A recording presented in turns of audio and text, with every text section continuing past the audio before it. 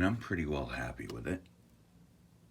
See, I cleaned up this area right here so it'll form around where this sits in.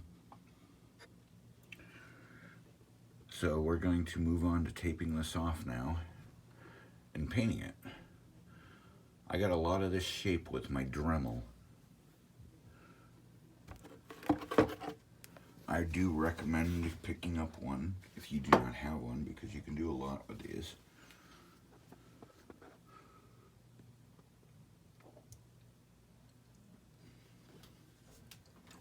In my third video, you will see how I paint this off. And one of the most important products we're going to use, Automotive Primer Adhesive Promoter. You can pick this up at AutoZone for about 10 bucks. I use this on all of my plastic, my vinyl, all my interior pieces that I do custom. You've seen videos or pictures on the page or in the YouTube world.